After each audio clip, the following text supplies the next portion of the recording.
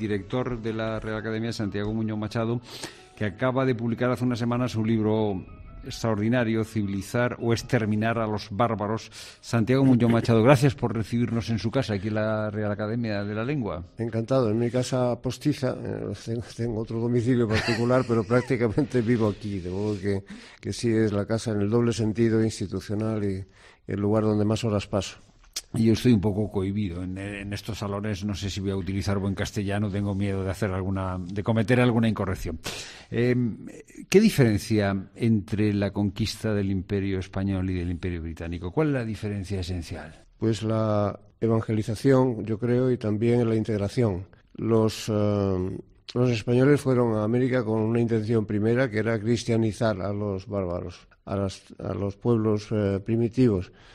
Eso no es que lo quisieran, porque la primera expedición, que fue la de Colón, llegó con objetivos económicos. Pero en cuanto que se organizó la polémica sobre quién tenía mejores títulos para la colonización de América, si Portugal o España, el rey Fernando fue rápidamente a Roma y obtuvo una bula, la bula de 1493, por la cual el Papa concedía aquellas tierras a España, a Castilla, con la condición de que fueran evangelizados sus habitantes. Y desde entonces la evangelización se convirtió en el primero de los objetivos de España. Los ingleses nunca tuvieron ese propósito, ni tampoco nadie que se lo impusiese, y si se lo hubieran impuesto no tenían tampoco medios para llevarlo a cabo, porque no tenían órdenes religiosas como nosotros, que habían en tiempos ya de Enrique VIII extinguido. Por tanto, esa fue la misión principal. Y la de los ingleses, que no tenía esa inspiración ni religiosa ni cultural, era estrictamente económica. Ya. ¿Y por qué se crea, digamos, una leyenda negra de nuestra conquista y se crea otra leyenda o otra narrativa totalmente diferente, la leyenda del indio malo que mata a los granjeros, una leyenda que está vigente, bueno, hasta bien entrado este siglo, ¿no? ¿Por qué esas dos narrativas? Bueno, es difícil de explicar con una sola razón. La más principal es que los ingleses siempre se han vendido mucho mejor que nosotros, ¿no? Durante mucho tiempo, ahora ya en los últimos años, en el siglo XX, les ha favorecido no ya a los colonos, sino a los gobernantes de las independencias americanas, les ha favorecido el cine, que han tenido una poderosísima herramienta para describir una situación falsa, según la cual los indios eran los malos y los conquistadores o los colonizadores, pobrecitos colonizadores que cogían trozos de tierra para cultivarla, los buenos.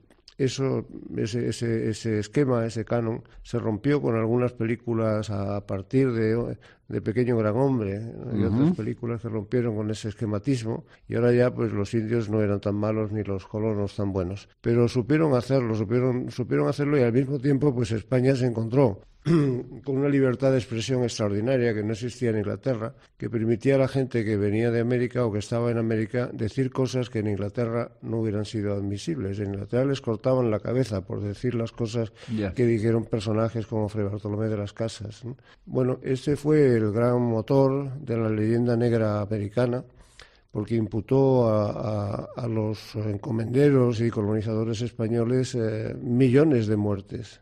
Era absurda el planteamiento de Fray Bartolomé, porque los españoles no querían ni les convenía matar indios, que los necesitaban como mano de obra. Es verdad que en la época primera de la colonización, que es la antillana, en la que se resuelve alrededor de las islas del Caribe, la crueldad que emplearon los españoles fue grande. Es el momento de las encomiendas. Sí, cuando empiezan las encomiendas, que prácticamente equivale a un cierto sometimiento a esclavitud a los indios. Y además los maltratan, eso es verdad. Bueno, nada de lo que se diga sobre las exageraciones que han dado lugar a la leyenda negra debe servir para relativizar, ¿no? Para afirmar que no fueron bárbaros también los colonizadores. Lo fueron los españoles y los del resto del mundo. Pero Bartolomé de las Casas exagera. Bartolomé de las Casas exagera porque atribuye a los españoles millones, en sentido literal, millones de muertes que no se produjeron por la acción de los españoles, sino sobre todo por la acción de las enfermedades. Lo que llevaron los españoles a América pues fue la viruela, el sarampión y otras enfermedades que los indios no podían aguantar y se murieron a millones. Más preciso, Francisco de Vitoria. Bueno, Francisco de Vitoria es otra mentalidad, ¿no? Francisco de Vitoria es un magnífico intelectual y filósofo y jurista y teólogo que estudia sin haber ido nunca a América qué puede justificar que los españoles estén en América ocupando tierras que tenían propietarios, que eran los indígenas, los nativos. ¿Qué puede justificar esto? Decía Vitoria, el simple hecho de que hemos descubierto aquellas tierras nos habilita para hacerlo. El hecho de que tengamos una bula del Papa que nos da... Este quizás es el argumento más curioso que rechace un dominico como Vitoria. El Papa decía no tiene ninguna titularidad. No le ha atribuido Jesucristo el dominio del mundo, el dominio físico del mundo para entregar tierras a nadie, sino el dominio, si acaso, espiritual. Y, por tanto, desestima que eso sea un argumento. Y está bien, porque eso es una cosa que sirve, una afirmación, una doctrina que sirve luego para fundar el derecho internacional, las relaciones entre pueblos. En fin, es muy importante ese padre Vitoria. ¿Se puede decir que el Imperio Español hace mestizaje y que el Imperio Británico rechaza el mestizaje? Exactamente, eso sí. ¿Por qué la diferencia?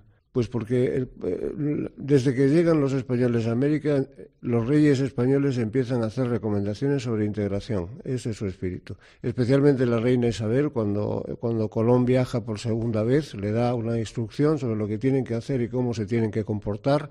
Y está incluido que lleven a sus mujeres, si no, si van solteros, que se casen con indios, que incorporen a los indios a su población, que los eduquen en nuestra cultura, que los cristianicen. Esas son las preocupaciones esenciales, que no se separen ni siquiera físicamente cuando están viviendo próximos, ¿no? Y esa directiva jamás existió entre los ingleses. No. Los ingleses tenían una tradición de segregacionismo absoluto. Los ingleses se portaron salvajemente con los irlandeses, por ejemplo, durante los siglos anteriores a su llegada a América, a los que realmente trataban como perros, dicho sea, utilizando palabras cabales para una realidad que es así de dura, ¿no? Y cuando llegaron a América, pues trataron de ocuparon tierras que estaban desocupadas. ¿Con qué título? Pues lo que acabaron construyendo los ingleses es que son tierras desocupadas, sin dueño, nullius, res nullius, sin dueño. Y por tanto una tierra que no tiene dueño, los habitantes de América decían, pues se comportan con su tierra exactamente igual que los animales, son como bestias salvajes, palabras de ellos, ¿no? Y en tanto que bestias salvajes, pues no hacen nada con la tierra, simplemente pasean sobre ella y utilizan sus frutos, cazan, pero nada más. La tierra puede apropiarse con toda libertad y derecho por aquel que la manipula, que la moviliza, que la hace producir. Y este era el caso de los colonos. Por tanto, o nos dejan ocupar la tierra o los desplazamos. Y si se oponen al desplazamiento, los matamos. Esta fue la filosofía de la ocupación británica. ¿Y en eso tiene que ver algo el que fuesen menos los indios en el norte de América, la diferencia entre una cultura católica y protestante? O sea, ¿qué factor? Pues todo a la vez, ¿no? Todo a la vez. Como he dicho antes, la cultura católica, la cultura protestante no tenía el menor interés. Los colonos no tenían ningún interés en evangelizar a nadie, ¿no? Pero además... el criterio de la ocupación sirvió para justificar pues esas guerras que fueron al principio menos violentas, pero en la época final esas políticas las siguieron los criollos en todas partes de América, ¿eh? Es decir, los nuevos gobernantes de las independencias que aplicaron ese criterio exterminador masivamente, ¿no? Civilizar o exterminar a los bárbaros.